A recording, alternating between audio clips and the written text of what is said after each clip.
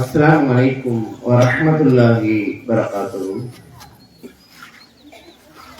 إن الحمد لله نحمده ونستعينه ونستغفره ونعوذ بالله من شرور أنفسنا ومن سيئات أعمالنا. من يهده الله فلا مضل له ومن يضلل الله فلا هادي له. أشهد أن لا إله إلا الله وأشهد أن محمدا عبده ورسوله. يا أيها الناس اتقوا ربكم الذي خلقكم من نفس واحدة وخلق منها زوجها وبث منهما رجالا كثيرا ونساء واتقوا الله الذي تساءلون به والأرحام إن الله كان عليكم رقيبا. اللهم صل على محمد وعلى آل محمد كما صليت على إبراهيم وعلى آل إبراهيم إنك حميد مجيد. புகழுக்குரிய இரட்சகனை போற்றி புகழ்ந்தவனாக அவனுடைய தூதர் நபிகள் நாயகம் ஸல்லல்லாஹு அலைஹி வஸல்லம் அவர்கள் மீதும் அவர்களின் குடும்பத்தார்கள் மீதும்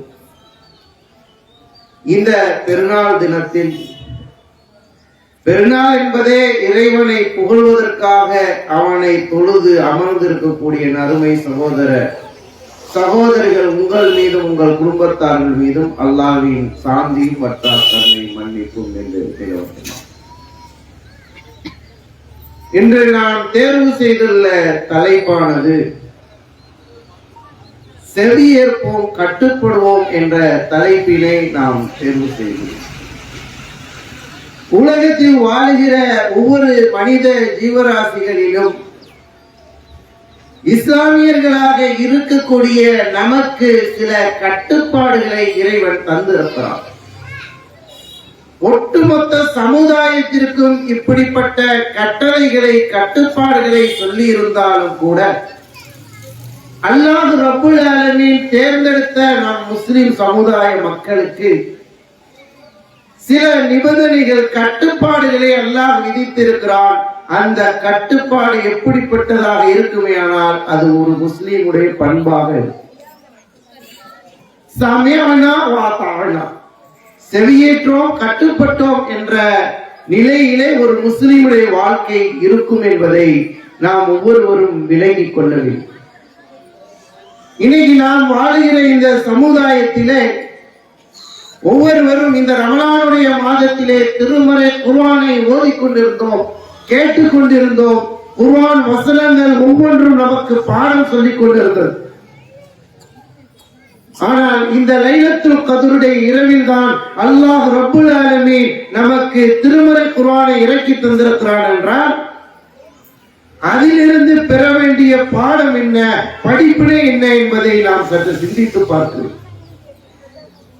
நீ வாழக்கூடிய நம் வாழ்க்கையில் இஸ்லாம் இருக்கிறதா, நாம் முஸ்லிமாக வாழ்கிறோமா என்பதை நாம் ஒவ்வொருவரும் சிந்தித்து பார்த்து கொண்டே இருக்க வேண்டும். அல்லாஹ் சொல்லக்கூடிய எத்தனையோ கட்டளைகளை நாம் புறக்கணித்துக் கொண்டு வாழ்ந்து கொண்டிருக்கிறோமே. அல்லாஹ் வரலாறுகளை திருமறை குர்ஆனிலே சொல்லுகிறார். நூஹ் நபியுடைய வரலாறை சொல்லுகிற பொழுது அல்லாஹ் ரப்புல் ஆலமீன் எப்படி சொல்லி தருகிறார்? 1000 வருடங்களுக்கு 50 வருடம் கம்மியா, 950 50 வருடம் கம்மியாக அவர் இந்த ஏகத்துவ பிரச்சாரத்தை செய்தார். 50 வருடம் பூர்த்தி ஆகுனா 1000 வருடம் ஆயிடும். அவ்வளவு விஷயங்களை அந்த மக்களுக்கு நூஹ் நபி எடுத்துரைத்தார்கள். ஏளனம் செய்தார்கள், கேலி செய்தார்கள், கிண்டல் செய்தார்கள். அல்லாஹ்வுடைய கட்டளைகளை புறக்கணித்தார்கள். அல்லாஹ்வுடைய கட்டளைகளை புறக்கணித்தால் நெருக்கடியான ஒரு வாழ்க்கையை அல்லாஹ் ஏற்படுத்தும். அப்ப நாம சிந்திச்சு பார்க்கணும். நூஹ் அலைஹிஸ்ஸலாம் இவ்வளவு காலம் பிரச்சாரம் செய்தார்கள் அந்த மக்களிடத்திலே. ஆனால் அவர்கள் இந்த மார்க்கத்தை, அந்த தூதர் சொன்ன அந்த அல்லாஹ்வுடைய வார்த்தைகளை பொய்ப்பித்தார்கள், புறக்கணித்தார்கள், ஏளனம் செய்தார்கள், கேலி செய்தார்கள். நாம இங்க ஒப்பிட்டு பார்க்கணும். இதெல்லாம் எங்களுக்கு சொல்லித்தான் அல்லாஹ். அவர்களுக்கு ஒரு நெருக்கடியான வாழ்க்கையை ஏற்படுத்தினான். அந்த வாழ்க்கை எப்படிப்பட்டது தெரியுமா? கப்பலை கட்டி வானம் திறக்கப்பட்டு மழை பொழியப்பட்டு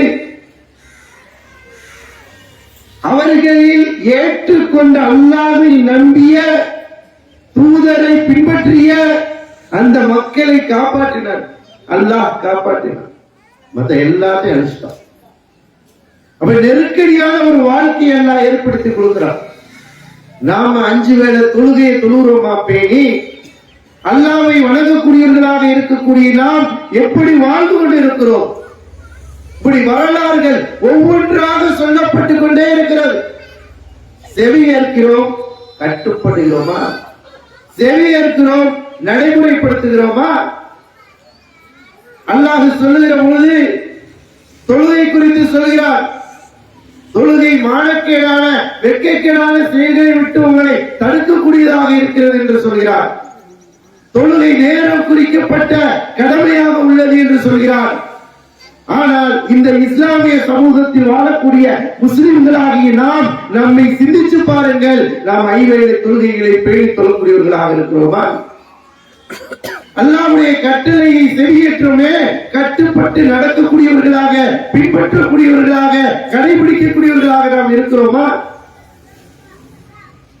எப்படி வாழணும்? நாம அல்லாஹ்வுடைய கட்டளைக்கு கீழ்ப்படிந்து கட்டுப்பட்டு நடக்கக்கூடியவர்களாக இருக்க வேண்டும்.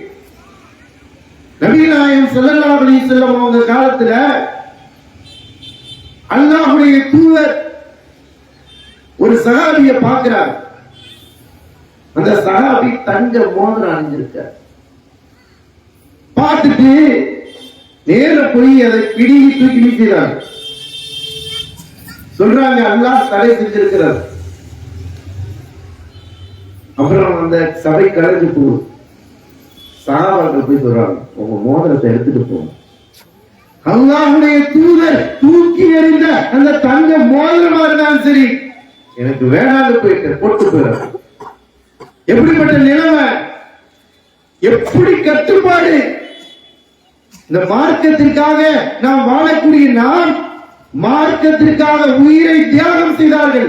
அல்லாஹ்வுக்காக, அல்லாஹ்வுடைய தூதரை பின்பற்றுவதற்காக உயிரை தியாகம் செய்தார்கள். உடமை இழந்தார்கள். கட்டுக்கோப்பான ஒரு சமுதாயத்தை உருவாக்கி தந்தார்கள் நபிகள் நாயகம் ஸல்லல்லாஹு அலைஹி வஸல்லம்.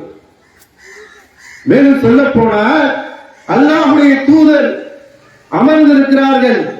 அன்பு தோழர்களுக்கு இடையே கருத்து கேட்கிற பொழுது உமர் ரலியல்லாஹு ஒரு கருத்தை சொல்கிறார்கள், அபூபக்கர் ரலியல்லாஹு ஒரு கருத்தை சொல்கிறார்கள். 2 பேர்களுக்கு மத்தியிலே சலசலப்பு ஏற்படுகிறது. நம்ம மாதிரி அடிச்சுக்கல, பேச்சுவார்த்தைகளில் குரல் உயர்த்தப்படுகிறது.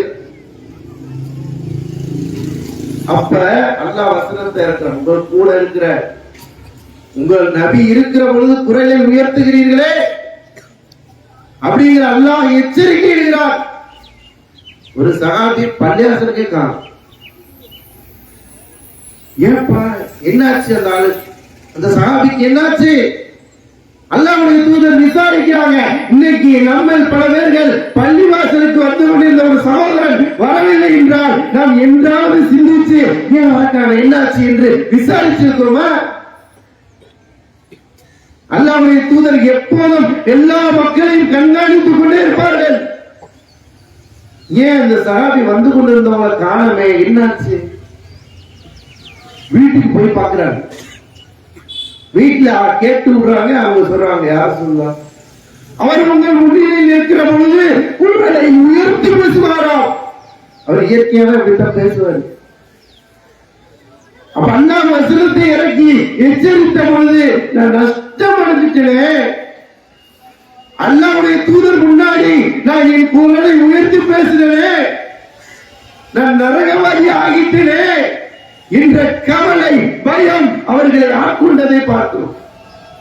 அப்ப நாம எப்படிப்பட்ட நிலை, எப்படிப்பட்ட சிந்தனை! அப்ப சிந்திச்சு பாருங்க.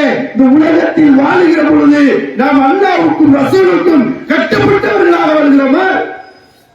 அல்லாஹ்வுடைய கட்டளையை செவியேற்ற போது தன் வாழ்க்கையில் நடைமுறைப்படுத்தக்கூடியவர்களாக இருக்கிறோமா? உலகத்தில் வாழ்கிற ஒவ்வொரு இஸ்லாமியர்களும் இறை சிந்தனையோடு பயணிக்கக்கூடியவர்களாக இருக்க வேண்டும். அல்லாஹ்வுடைய மார்க்கம் என்ன சொல்லித் தருகிறது, எப்படி சொல்லித் தருகிறது என்பதை நாம் சற்று சிந்தித்து பார்க்க வேண்டும். மேலும் சொல்ல போனா நபிகள் நாயகம் ஸல்லல்லாஹு அலைஹி வஸல்லம் காலத்திலே, ஆரம்ப காலத்திலே இந்த போதை வஸ்துக்கள் எல்லாம் அவர்கள் உட்கொண்டு வந்தார்கள் அறியாமை காலத்தில்.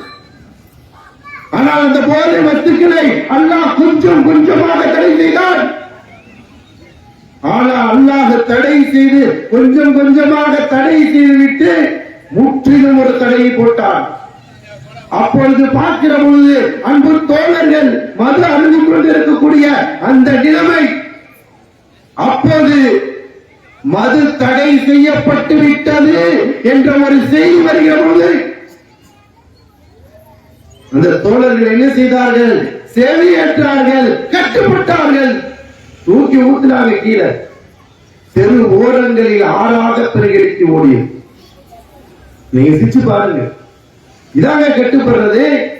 இதான் இந்த மார்க்கத்திலே நான் உறுதியாக இருக்கிறேன், கட்டுப்பட்டு நடக்கிறேன் என்ற கேள்விக்கு பதில். கட்டுப்படலை வைங்களேன், மார்க்கத்தை கண்டதே காட்சி கொண்டதே பொருள் வாழ்ந்துட்டீங்கன்னு வைங்களேன், மார்க்கத்தில் இல்லாததை செய்வீர்கள் என்று வச்சுக்கிறீங்களேன், நாளை மறுமையிலே அல்லாஹ்வுடைய முன்னிலை நிற்கிற பொழுது நாம் தண்டனைக்குரியவர்களாக நிற்போம்.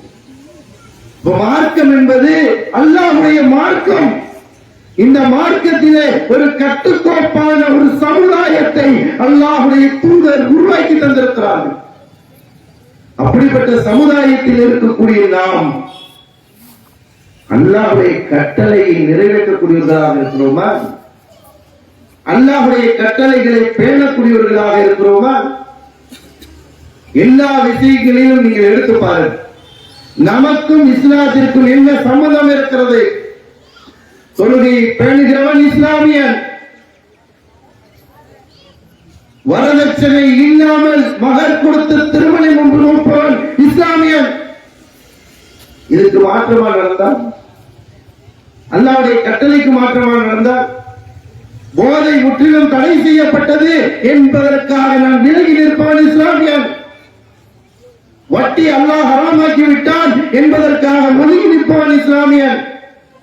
விபச்சாரத்தை அல்லாஹ் தடை செய்து விட்டான் என்பதற்காக அதை விட்டு ஒதுங்கி அதன் சாடல் கூட என் பக்கத்தில் வரக்கூடாது என்று இருக்கிறவன் இஸ்லாமியன். இதாங்க கட்டுக்கோப்பு. இதான் கட்டுக்கோப்பான வாழ்க்கை. எப்படிப்பட்ட வாழ்க்கையை இந்த மார்க்கம் நமக்கு கொடுத்திருக்கிறது?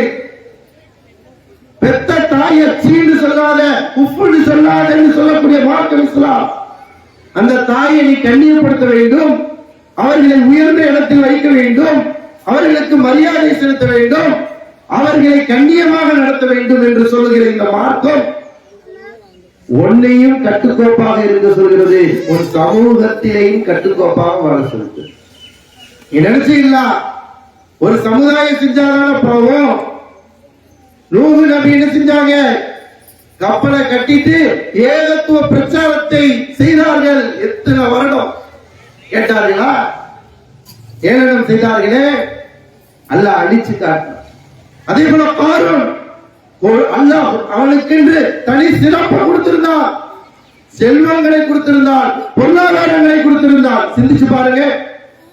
அப்ப இவ்வளவு பொருளாதாரத்தை கொடுத்து அவன்கிட்ட ஈர்ந்த இல்ல, அல்லாஹ்வின் மீது நம்பிக்கை, தான் தான் என்ற அகம்பாவம், ஆணவம், திமிரு மேலிட்டது. அல்லாஹ் அழிச்சு காட்டினானா இல்லையா? அப்ப நாங்க சிந்திச்சு பார்க்கிறேன். நாம சாதாரண ஆட்கள் இல்ல, அல்லாஹ்வை அல்லாஹ்வை வணங்கக்கூடிய, அல்லாஹ்வுடைய தூதரை பின்பற்றக்கூடிய, எதற்கும் தயாரான ஒவ்வொரு முஸ்லிம்கள், ஒவ்வொரு ஈமான் கொண்டவர்களும் உறுதி மிக்கவர்களாக இருக்கிறோம். செவியேற்றோம், கட்டுப்பட்டோம். செவி ஏற்றோம்னா கட்டுப்பட்டு நடப்போம். கட்டுப்பட்டதுனால தான் அந்த சமுதாயம் அமைதியா இருக்கு. அமைதியை விரும்புது, அமைதியாக வாழ்கிறது.